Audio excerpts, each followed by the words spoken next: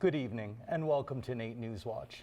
Today's first story is how Edmonton and surrounding areas are responding to the recent snowfall after an unusually warm winter.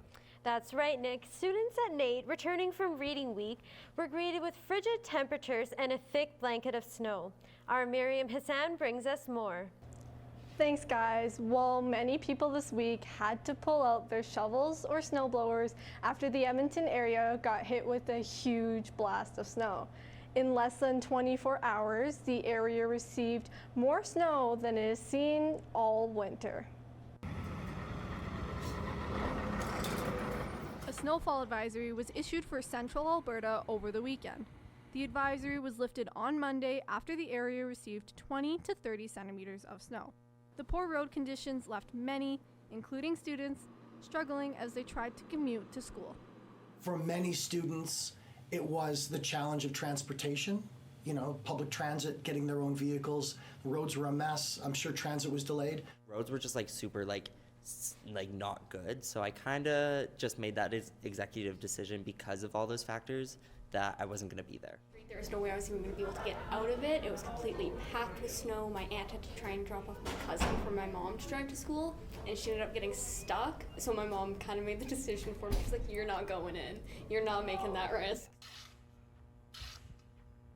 Snow clearing has been the top priority as parking bans have been put into effect in Edmonton and surrounding areas. Places like the city of Leduc are currently focusing on removing snow on residential roads. Yesterday was our residential collector. So if you can think of a residential collector as being, you've got a neighborhood, within that neighborhood you have your main arteries of that neighborhood. That's what is considered a collector road. And we're currently clearing those. It takes us in the city of Leduc, working 10 to 12 hour shifts, it takes us about 7 to 8 days. While snow removal will continue into the weekend, more snow is expected to fall. However, after a warm, dry winter, how does central Alberta go from clear skies to flurries in the blink of an eye? You'll notice that most of the really big snow events are always in the spring or in the fall, where you've got this big difference in air temperature. And so because it was so warm leading up to that, there was all this moisture built up in the air, and then the cold Arctic air mass slammed in and squeezed all of that out. And, well, you saw the result.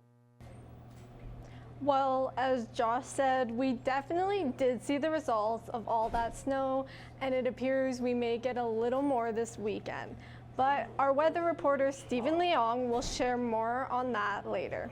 Miriam, you mentioned that parking bans are in place right now, but which phase of the parking ban are we currently in, and how long do they typically last for? Well, in the city of Edmonton, we are currently in a phase 1 parking ban, which will end Saturday morning. This means that vehicles need to be removed from major roads and bus routes, and it will take about 5 days to clear those roads. Then when they move to residential areas, it will be about 10 days overall. Miriam, what about collisions? The road conditions changed fairly quickly over the weekend, so there must have been more than a few accidents and service calls to AMA?